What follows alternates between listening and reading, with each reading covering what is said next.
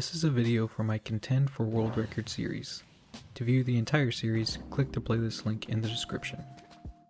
This video will go over optimal strats for the old tunnels dash and how to do them, including the beginning double wall boost, the slide, the second wall boost, the box springboard, the third wall boost, getting atop the container to reach the zip line and vault, and lastly, the final two wall boosts. To skip to one of these, use the chapters feature. This series goal is to go more in depth on each dash so people can learn how to do each trick in them from a single source. But keep in mind, you might not get a trick at the beginning, and practice makes perfect, so don't be discouraged if you can't do certain tricks, as you can always come back to it as you improve your personal best in the meantime. If you find yourself getting too lost during this video, consider checking out my Back to Basics series, where I explain general tricks and is more targeted towards beginners. As for this video, it starts now. The beginning double wall boost. The first trick in this dash is one of the hardest, so it's good that it occurs so early. For this trick, you have to stand around this area I'm standing now. The goal is to wall boost the left wall before the large pipe, then transfer it to the left side of the open metal door. Once you transfer, if you get an optimal boost, you should be able to reach the metal platforms just before the start of the dash. Once you do, you b-hop on top of them towards the vent, then b-hop again towards the slide. The sequence of key presses you will use is the same as a Foie double wall boost.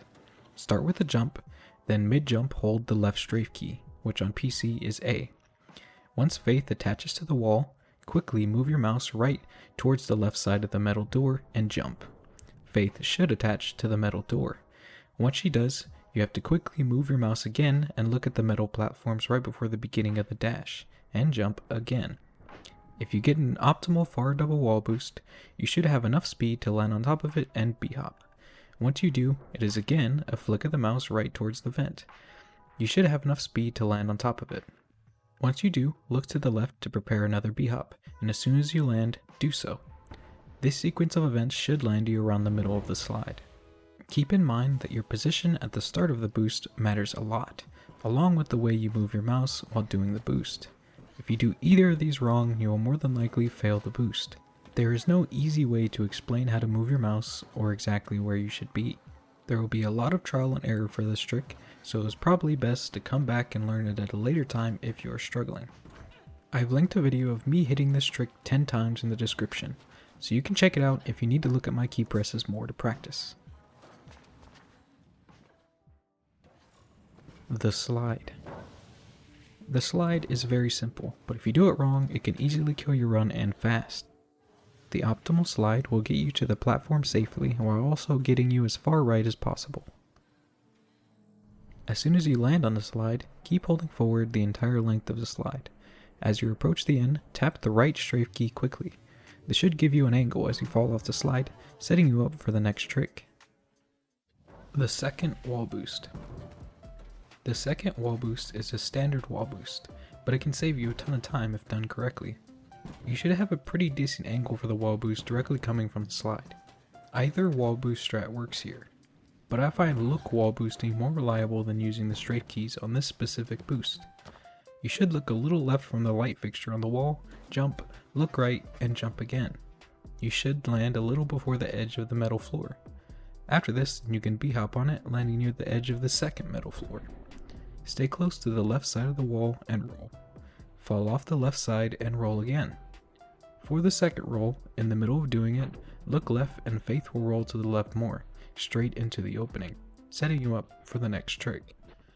The box springboard. The box springboard may look simple, but it requires more effort than you think. At this point, you should be coming through the opening while rolling. As soon as you are able to fully stand up, look directly into the closest corner of the box next to you and start to spam jump. If you do not spam, you'll get a slower springboard and will most likely fail this trick. Right before the height portion of the springboard activates, look slightly left towards the wall completely opposite of you. This should launch you towards that wall. At the end of the springboard, it should give you enough height that you can reach the platform on the right. So looking right quickly with your mouse while holding W, Faith should hop up.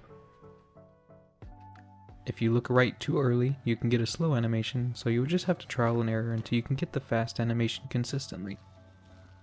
If you get this trick optimally, you'll get a small animation, but you will be up there. Continue holding W and shift as soon as the animation is fully done to get back to running speed. Keep in mind, if you shift early, almost anywhere in the game, it could change your angle completely, so don't just run around spamming shift. It is an easy way to go directly into a wall and lose all your speed. The third wall boost.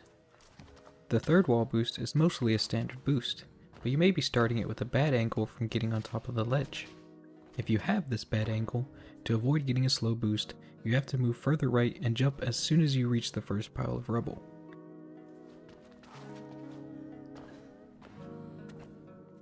You should be looking around the middle of the corridor as you start your jump. Don't waste much time and immediately begin looking towards the left while holding the left strafe key. This will latch you onto the wall, giving you a nearly perfect wall boost if you jump off at the right time. Once you've hit this boost, look at the orange walls ahead next to the blue container and b-hop either 3 times or 2 times with a punch at the end. This will put you in a perfect position for the next trick.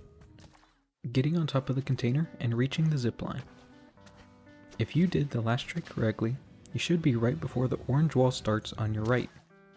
As soon as possible, start a wall boost on the orange wall and look towards the middle right of the closest container. Boost off the wall and coil right before you reach the container to land on top of it.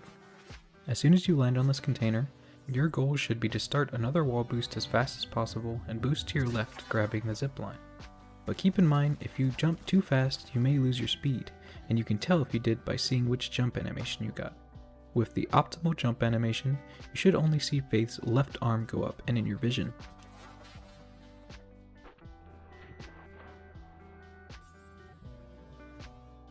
If you see both of her arms lift up mid-jump, then you have gotten the low speed animation, and you should practice until you get the fast animation consistently.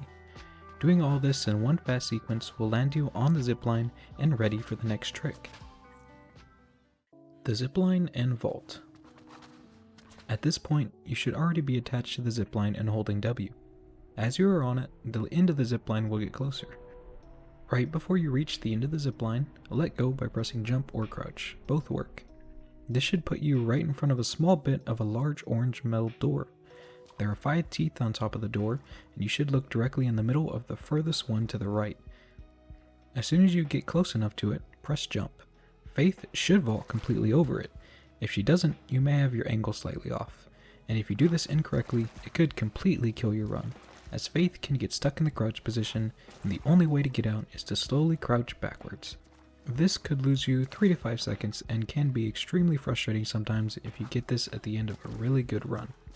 But if you do the trick correctly, you should land on the other side of the orange door and be set up for the final trick.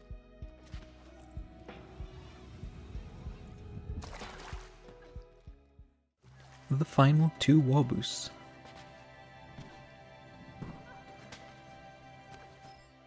These 2 boosts at the end will definitely be a run killer. It is the second hardest trick in the run, and it is done at the very end, so it can be annoying if you miss it. If you did the last trick correctly, you should have landed right before the staircase starts and near the middle of it. Up ahead is a large gap with a wall. This entire gap can be crossed with a single wall boost landing past the guard railing on the other side. This boost is very difficult at first if you do not know how to do an optimal wall boost. The setup is very important. You have to jump off the orange ledge, but you cannot be too close to the wall. You should be somewhere in between the middle of the staircase and the guardrail post in the distance. Fully sprint and jump off the ledge. After a somewhat large delay, begin your wall boost. This will be the hard part. Timing your wall boost perfect and not dying by falling down if you're too far away. Your wall boost should begin past the first row of the black metal spikes on the wall. Look left to the black and white pillar ahead and jump. You should land somewhere on the platform with the rail. If you land anywhere on top of the rail, you failed the jump. If you make it to the platform, you should immediately b-hop into the large corridor ahead. You should land somewhere near the right wall after a stumble.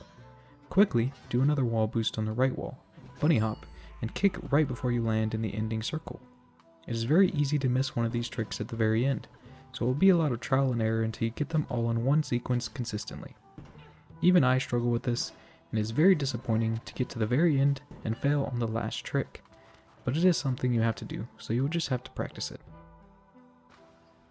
Doing all of these tricks perfect, or nearly perfect, should get you anywhere from a mid 28 to a mid 27. My personal best on this dash is a 27.62, and you've probably seen this run several times throughout the video without even knowing it. If you manage to do all these tricks optimally, it should look a little something like this.